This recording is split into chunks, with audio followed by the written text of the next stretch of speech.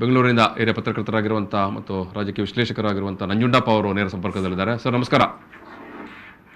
Sir ನಮಸ್ತೆ sir. S, ಈ ಬೊಮ್ಮಾಯಿ ಅವರಿಗೆ ಇರುವಂಥ ಸವಾಲುಗಳ ಬಗ್ಗೆ ನಾವು ಮಾತಾಡ್ತಾ ಇದ್ದೇವೆ. ಓಕೆ. ಮಂತ್ರಿಮಂಡಲ ರಚನೆಯ ಸವಾಲು, ಮತ್ತೆ ಮುಖ್ಯಮಂತ್ರಿಯಾಗಿ ನೀಡಬೇಕಾದಂಥ ಅಥವಾ ಕೊಡಲಿಕ್ಕೆ ಇರುವಂಥ ಒಳ್ಳೆಯ ಆಡಳಿತದ ಬಗ್ಗೆ ಇರುವಂಥ ಆ ಸವಾಲುಗಳು ಏನು, ಯಾವ ರೀತಿ ನೀವು ವಿಶ್ಲೇಷಣೆ ಮಾಡ್ತೀರಿ ಸರ್? ಈಗ ನಮ್ಮ ಹಿರಿಯ ಸಹೋದ್ಯೋಗಿ ಸಮೀವುಲ್ಲಾ ಅವರು ತುಂಬಾ ಅದ್ಭುತವಾಗಿ ವಿಶ್ಲೇಷಣೆ ಮಾಡಿದ್ದಾರೆ. ರಾಜಕೀಯವಾಗಿ ನಾನಾ ರೀತಿಯ ಸವಾಲುಗಳು, ನಾನಾ ರೀತಿಯ ಒಳಸುಳಿಗಳು ಕೂಡ ಇದಾವೆ. ಒಂದು ನಾವು ನೋಡ್ಬೇಕು ಅಂತಂದ್ರೆ ಅವರ ಅಪ್ಪ ಮುಖ್ಯಮಂತ್ರಿ ಆಗಿದ್ದ 88-89 ಸಮಯದಲ್ಲಿ ನಡೆದಂತಹ ಎಲ್ಲಾ ರೀತಿಯ ಭಿನ್ನಮಿತಿಯ ಚಟುವಟಿಕೆಗಳು, ಮತ್ತೆ ಇವರು ಜನತಾ ಪರಿವಾರದಲ್ಲಿದ್ದಾಗ ಜೆ.ಎಚ್. ಪಟೇಲ್ರ ವಿರುದ್ಧ ನಡೆದಂತಹ ಭಿನ್ನಮತೀಯ ಚಟುವಟಿಕೆಗಳು, ಬಂಡಾಯ, ಈ ರೀತಿಯ ಎಲ್ಲಾ ರಾಜಕೀಯ ವಿಪ್ಲವಗಳನ್ನ, ಕ್ರಾಂತಿಯನ್ನ ಅವರು ಎದುರಿಸಬೇಕಾಗತ್ತೆ. ಅಷ್ಟು ಸುಲಭ ಅಲ್ಲ ಇವ್ರಿಗೆ. ಸಚಿವ ಸಂಪುಟ ವಿಸ್ತರಣೆ ಆಗ್ಲಿ ಆಗದೇ ಇರ್ಲಿ, ಆದ ನಂತರ ಇದು ಆರಂಭ ಆಗತ್ತೆ. ಯಾವ ರೀತಿ ಅಂತಂದ್ರೆ ಹಿಂದೆಂದು ಯಾವುದೇ ಮುಖ್ಯಮಂತ್ರಿ ಎದುರಿಸದೇ ಇರೋಷ್ಟು ರಾಜಕೀಯ ವಿಪ್ಲವಗಳಿಗೆ ಈ ಅವಧಿ ಕಾರಣ ಆಗತ್ತೆ. ರಾಜಕೀಯವಾಗಿ ಚರ್ಚೆ ಮಾಡೋದಕ್ಕಿಂತ ಆಡಳಿತಾತ್ಮಕವಾಗಿ ಅವ್ರಿಗೆ ಉತ್ತಮ ನಿರ್ಧಾರಗಳನ್ನು ಕೈಗೊಳ್ಳಕ್ ಸಾಧ್ಯ ಆಗತ್ತಾ ಅನ್ನೋಂಥದ್ದು ನಾವು ನೋಡಿದ್ರೆ ಖಂಡಿತ ತುಂಬಾ ಕಷ್ಟ ಇದೆ. ಯಾಕೆ ಅಂತಂದ್ರೆ ರಾಜ್ಯ ಹಿಂದೆಂದೂ ಕಂಡರಿಯದ ಆರ್ಥಿಕ ಬಿಕ್ಕಟ್ಟಿನಲ್ಲಿದೆ. ಖಂಡಿತ ಖಂಡಿತ. ರಾಜ್ಯ ಸಾಲದ ಸುಳಿಲಿದೆ. ಈ ಒಂದು ಹಣಕಾಸು ವರ್ಷದ ವೇಳೆಗೆ ರಾಜ್ಯದ ಸಾಲದ ಮೊತ್ತ 4,60,000 ಕೋಟಿ ದಾಟುತ್ತೆ. 4,60,000 ಕೋಟಿ. ಈ ಬಾರಿ ಕೋವಿಡ್ ನಿಂದ ಮುಖ್ಯಮಂತ್ರಿ ಅವರೇ ಬಜೆಟ್ ನಲ್ಲಿ ಘೋಷಣೆ ಮಾಡಿದ ರೀತಿಯಲ್ಲಿ ಅಂಕಿಅಂಶಗಳನ್ನು ನೋಡೋದಾದ್ರೆ ಸುಮಾರು 70,000 ಕೋಟಿಗೂ ಹೆಚ್ಚು ಸಾಲ ಅವರು ಮಾಡ್ತಾ ಇದ್ದಾರೆ ಈ ಬಾರಿ. ಆಮೇಲೆ ಕೇಂದ್ರ ಸರ್ಕಾರ GST ಪರಿಹಾರ ಕೊಟ್ಟಿಲ್ಲ. ಹೌದು, ಬೊಮ್ಮಾಯಿ ಅವರೇ ಹಿಂದೆ ಮೀಟಿಂಗ್ ಹೋಗಿ ಬರ್ತಾ ಇದ್ರು. ಹೌದು, ಅವ್ರಿಗೆ ಆರ್ಥಿಕ ವಿಚಾರಗಳ ಬಗ್ಗೆನೂ ತುಂಬಾ ಚೆನ್ನಾಗಿ ತಿಳ್ಕೊಂಡಿದ್ದಾರೆ. ನೀರಾವರಿ ವಿಚಾರಗಳ ಬಗ್ಗೆನೂ ಅವ್ರಿಗೆ ಅರಿವಿದೆ. ರಾಜಕೀಯವಾಗಿಯೂ ಅವರು ಪಳಗಿದ್ದಾರೆ. ಯಾಕೆ ಅಂತಂದ್ರೆ ಅವರ ತಂದೆ ಕಾಲದಿಂದಲೂ ಅವರ ರಾಜಕೀಯ ಬೆಳವಣಿಗೆಗಳು ಯಾವ ರೀತಿ ಆಗುತ್ತೆ ಅನ್ನುವಂಥದ್ದನ್ನ ನೋಡಿದ್ದಾರೆ.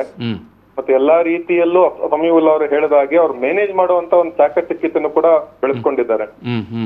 ಆರ್ಥಿಕವಾಗಿ ನಾವು ನೋಡೋದಾದ್ರೆ ಸಂಪನ್ಮೂಲ ಸಂಗ್ರಹಣೆ ಅವ್ರಿಗೆ ಬಹಳ ದೊಡ್ಡ ಒಂದು ಸವಾಲಾಗುತ್ತೆ. ಆಯ್ತಾ, ಈ ಬಾರಿ ಅವರು ಈ ಆರ್ಥಿಕ ಶಿಸ್ತನ್ನ ಮೀರ್ಬಿಟ್ಟಿದೆ. ಈ ಬಾರಿ ಬಜೆಟ್ ಆರ್ಥಿಕ ಶಿಸ್ತನ್ನು ಮೀರಿದೆ. ವಿತ್ತೀಯ ಹೊಣೆಗಾರಿಕೆ ಇದಕ್ಕೆ ತಿದ್ದುಪಡಿ ತರುವಂತ ಒಂದು ತರುವುದಾಗಿ ಕೂಡ ಯಡಿಯೂರಪ್ಪ ಅವರು ಘೋಷಣೆ ಮಾಡಿದ್ದಾರೆ ಬಜೆಟ್ ನಲ್ಲಿ. ಆರ್ಥಿಕವಾಗಿ ಅವ್ರಿಗೆ ಯಾವ ರೀತಿ ಸಂಕಷ್ಟಗಳು ಎದುರಾಗತ್ತೆ ಅಂತಂದ್ರೆ ಅದನ್ನ ಊಹೆ ಮಾಡೋದಕ್ಕೂ ಸಾಧ್ಯವಿಲ್ಲದಷ್ಟು ಪರಿಸ್ಥಿತಿ ನಿರ್ಮಾಣ ಆಗತ್ತೆ.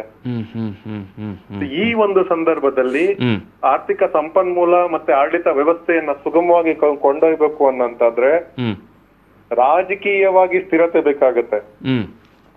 ರಾಜಕೀಯ ಸ್ಥಿರತೆ ಇಲ್ಲ ಅಂತಂದ್ರೆ ಯಾವುದೇ ರಾಜ್ಯದ, ಯಾವುದೇ ದೇಶದ ಅಭಿವೃದ್ಧಿ ಸಾಧ್ಯ ಇಲ್ಲ. ಮತ್ತೆ ಕಾನೂನು ಸುವ್ಯವಸ್ಥೆ ಬಹಳ ಉತ್ತಮ ರೀತಿಯಲ್ಲಿ ಕಾಪಾಡಬೇಕಾಗತ್ತೆ. ಅದಕ್ಕೆ ರಾಜಕೀಯ ಇಚ್ಛಾಶಕ್ತಿನೂ ಕೂಡ ಬೇಕಾಗತ್ತೆ.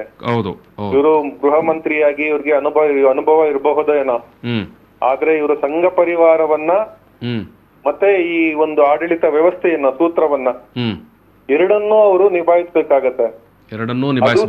ಅನ್ನುವಂಥದ್ದು ನಾವು ನೋಡುವಂತದ್ದು ಬಹಳ ಮುಖ್ಯ.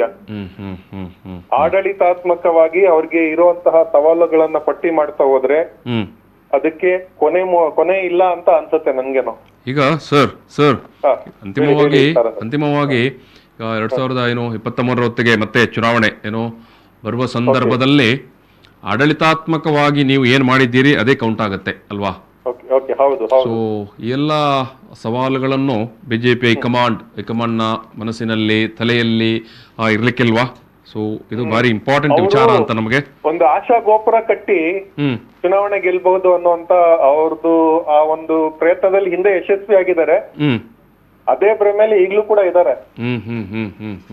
ಆ ಭ್ರಮೆ ಯಾಕೆ ಅಂತಂದ್ರೆ ನಾವು ಎಲ್ಲಾ ಚುನಾವಣೆಗಳೆಲ್ಲ ನಾವು ನೋಡಿದ್ದೇವೆ. ಅವರು ಒಂದು ಭ್ರಮೆಯನ್ನ ಸೃಷ್ಟಿ ಮಾಡ್ತಾರೆ. ಹ್ಮ್ ಹ್ಮ್ ಹ್ಮ್ ಆ ಭ್ರಮೆಯವನ್ನ ಅದೇ ಒಂದು ಸತ್ಯ ಅನ್ನೋಂತ ಒಂದು ನಂಬಿಸುವಂತ ಪ್ರಯತ್ನನ ಅವರು ಬಹಳ ಅತ್ಯಂತ ವ್ಯವಸ್ಥಿತವಾಗಿ ಮಾಡ್ತಾರೆ. ಹ್ಮ್ ಹ್ಮ್ ಈ ಗೊಬೆಲ್ಸ್ ಥಿಯರಿ ಅಂತ ಅಂತಾರಲ್ಲ, ಹೌದು ಹೌದು ಆ ರೀತಿ ಹ್ಮ್ ಹ್ಮ್ ಒಂದು ವ್ಯವಸ್ಥೆಯನ್ನ ಸೃಷ್ಟಿ ಮಾಡಿ ಘೋಷಣೆಗಳ ಮೂಲಕ ಚುನಾವಣೆಯನ್ನ ಗೆಲ್ಲುವಂತ ಒಂದು ತಂತ್ರ ಅವರು ರೂಪಿಸಿದ್ದಾರೆ. ಎಲೆಕ್ಟ್ರಲ್ ಪಾಲಿಟಿಕ್ಸ್ ಅಲ್ಲಿ ಚೆನ್ನಾಗಿ ಅವರು ಮ್ಯಾನೇಜ್ ಮಾಡಬಲ್ಲರು. ಹೌದು ಹೌದು, ಹ್ಮ್ ಹ್ಮ್ ಆ ರೀತಿ ಇದೆ. ಹ್ಮ್ ಹ್ಮ್ ಆದ್ರೆ ಜನರ ಒಂದು ಸಂಕಷ್ಟನ ಯಾವ ರೀತಿ ಅವರು ಬಗೆಹರಿಸ್ತಾರೆ? ಹ್ಮ್ ಹ್ಮ್ ಪೆಟ್ರೋಲ್ ಡೀಸೆಲ್ ದರ ಈಗ ಹೆಚ್ಚಳ ಆಗಿ ಯಾವ ಎಲ್ಲಾ ಹಂತದ ಮೇಲೂ ಪರಿಣಾಮ ಬೀರಿದೆ ಇದು. ಹ್ಮ್ ಹ್ಮ್ ಹ್ಮ್ ಹ್ಮ್ ಆಯ್ತಾ, ಸುಮಾರು 30ರಷ್ಟು ಕೈಗಾರಿಕೆಗಳು ಮುಚ್ಚಿದಾವೆ ರಾಜ್ಯದಲ್ಲಿ ಒಂದು ಅಂದಾಜಿನ ಪ್ರಕಾರ. ಹ್ಮ್ ಹ್ಮ್ ಹ್ಮ್ ಹ್ಮ್ ಅದು ಸಣ್ಣ ಮತ್ತು ಮಧ್ಯಮ ಕೈಗಾರಿಕೆಗಳು. ಹ್ಮ್ ಹ್ಮ್ ಹ್ಮ್ ಹ್ಮ್ ಸೊ ಇದರಿಂದ ನಮ್ಮ ರಫ್ತು ಚಟುವಟಿಕೆ ಮೇಲೂ ಕೂಡ ಪ್ರತಿಕೂಲ ಪರಿಣಾಮ ಬೀರುತ್ತೆ. ಹ್ಮ್ ಹ್ಮ್ ಹ್ಮ್ ಹ್ಮ್ ನಮ್ಮ ಒಟ್ಟಾರೆ ಆ ಒಂದು ವ್ಯವಸ್ಥೆ, ಹ್ಮ್ ವ್ಯಾಪಾರ ವಹಿವಾಟು, ಉದ್ದಿಮೆ, ಕೈಗಾರಿಕೆ, ವಾಣಿಜ್ಯ ಚಟುವಟಿಕೆ ಎಲ್ಲದರ ಮೇಲೂನು ಎಲ್ಲಾ ಜನಜೀವನ ಕೂಡ ಇದರಿಂದ ಬಾಧಿತ ಆಗಿದೆ. ಹ್ಮ್ ಹ್ಮ್ ಹ್ಮ್ ಹ್ಮ್ ಈ ಒಂದು ಸಂಕಷ್ಟ ಪರಿಸ್ಥಿತಿಯಲ್ಲಿ ರಾಜಕೀಯ ಸ್ಥಿರತೆಯನ್ನ ಕಾಯ್ಕೊಂಡವರು ಹ್ಮ್ ಉತ್ತಮ ಆಡಳಿತ ನೀಡಬೇಕಾಗತ್ತೆ. ಯಾವ ರೀತಿ ಉತ್ತಮ ಆಡಳಿತ ಕೊಡ್ತಾರೆ ಅನ್ನುವಂಥದ್ದು ಹ್ಮ್ ಎಲ್ಲರಿಗೂ ಕೂಡ ಕುತೂಹಲ ಇದೆ. ಹ್ಮ್ ಅದೇ ರೀತಿ ನಮಗೂ ಕೂಡ ಕುತೂಹಲ ಇದೆ. ಎಸ್ ಸವಾಲುಗಳ ಸರಮಾಲೆಯಲ್ಲಿ ಬೊಮ್ಮಾಯಿಯವರು ಸಾಗಬೇಕಾಗಿದೆ. ಸಾಕ್ಬೇಕಾಗಿದೆ. ಹ್ಮ್ ಯಾವ ರೀತಿ ಸಾಕ್ತಾರೆ ಅಂತ. ಎಸ್ ಖಂಡಿತ ಇದು ವಾಸ್ತವ, ಇದು ಕಟು ವಾಸ್ತವ. ಇದು ಖಂಡಿತ ಖಂಡಿತ ಸರ್, ಕಟ್ಟು ಎಲ್ಲಾ ವಾಸ್ತವ. ಅಂಕಿಅಂಶಗಳು ಅವರ ಬಜೆಟ್ ನಲ್ಲಿ ನೀಡಿರುವಂತಹ, ಬಜೆಟ್ ನಲ್ಲಿ ಘೋಷಣೆ ಮಾಡಿರುವಂತಹ, ಹ್ಮ್ ಮತ್ತೆ ನಾವು ಇವೆಲ್ಲ ವರದಿ ಮಾಡಿರುವಂತಹ ಅಂಶಗಳು. ಹ್ಮ್ ಹ್ಮ್ ಹ್ಮ್ ಹ್ಮ್ ಇದ್ರಲ್ಲಿ ಯಾವುದೇ ಉತ್ಪ್ರೇಕ್ಷೆ ಇಲ್ಲ, ಹ್ಮ್ ಯಾವುದೇ ಒಂದು ಹಾದಿ ತಪ್ಪಿಸುವಂತಹ ಒಂದು ಅಂಶಗಳೆಲ್ಲ ಇಲ್ಲಿ. ಹ್ಮ್ ಹ್ಮ್ ಹ್ಮ್ ಇವೆಲ್ಲವೂ ವಾಸ್ತವಿಕತೆಯಿಂದ ಕೂಡಿರುವಂತದ್ದು. ಎಸ್ ಎಸ್ ಎಸ್ ಹೇಗೆ ಎದುರಿಸ್ತಾರೆ, ಹೇಗೆ ನಿಭಾಯಿಸ್ತಾರೆ, ಹ್ಮ್ ಎಲ್ಲವನ್ನು ಶೂನ್ಯದಿಂದ ಸೃಷ್ಟಿ ಮಾಡೋದಕ್ಕೆ ಸಾಧ್ಯ ಇಲ್ಲ. ಸಾಧ್ಯ ಇಲ್ಲ. ಆಡಳಿತ ಅನ್ನೋದೊಂದು ಮಂತ್ರದಂಡ ಅಲ್ಲ. ಹ್ಮ್ ಹ್ಮ್ ಮಂತ್ರದಂಡ ಇಟ್ಕೊಂಡು ಆಡಳಿತ ಮಾಡಕ್ ಆಗಲ್ಲ ಅದಕ್ಕೆ. ಹ್ಮ್ ಹ್ಮ್ ಹ್ಮ್ ಖಂಡಿತ ಮತ್ತೆ ಖಂಡಿತ. ಈ ಆಡಳಿತ ವ್ಯವಸ್ಥೆಯಲ್ಲಿ ಒಂದು ಪ್ರಮುಖವಾಗಿ ನಾವು ನೋಡುವಂತದ್ದು ಹ್ಮ್ ಈ ಆಡಳಿತ ಶಾಹಿ ವ್ಯವಸ್ಥೆಯನ್ನ ನಿರ್ವಹಣೆ ಮಾಡುವಂತದ್ದು, ನಿಭಾಯಿಸುವಂತದ್ದು, ಸವಾರಿ ಮಾಡುವಂತದ್ದು, ಹ್ಮ್ ಹ್ಮ್ ಹ್ಮ್ ಈ ಎಲ್ಲ ಒಂದು ಚಾಣಕ್ಯತನ, ಇವೆಲ್ಲ ಒಂದು ಚಾಕಚಕ್ಯತನ ಕೂಡ ಮುಖ್ಯಮಂತ್ರಿ ಆದವ್ರಿಗೆ ಬೇಕಾಗತ್ತೆ. ಹೌದು ಹೌದು ಹೌದು ಹೌದು. ಎಸ್ ನಮ್ಮಲ್ಲಿ ಒಂದು ಸತ್ವ ಇದ್ರೆ, ಅಂದ್ರೆ ಆಡಳಿತ ವ್ಯವಸ್ಥೆ, ಆಡಳಿತ ನಡೆಸೋದಕ್ಕೆ ಒಂದು ಸೂಕ್ತ ಒಂದು ವಾತಾವರಣ ಇದ್ರೆ, ಹ್ಮ್ ಆರ್ಥಿಕವಾಗಿ ಬಲಿಷ್ಠವಾಗಿದ್ರೆ, ಹ್ಮ್ ರಾಜಕೀಯವಾಗಿ ಒಂದು ಶಕ್ತಿ ಇದ್ರೆ ಹ್ಮ್ ಒಂದು ಸಾಕಷ್ಟು ಸುಧಾರಣೆಗಳನ್ನ ತರಬಹುದು. ಹ್ಮ್ ಹ್ಮ್ ಹೌದು ಹೌದು. ಇಲ್ಲವಾದಲ್ಲಿ ಯಾವುದೇ ನಾಯಕನಿಗೆ ಭ್ರಮ ನಿರಸನ ಆಗತ್ತೆ.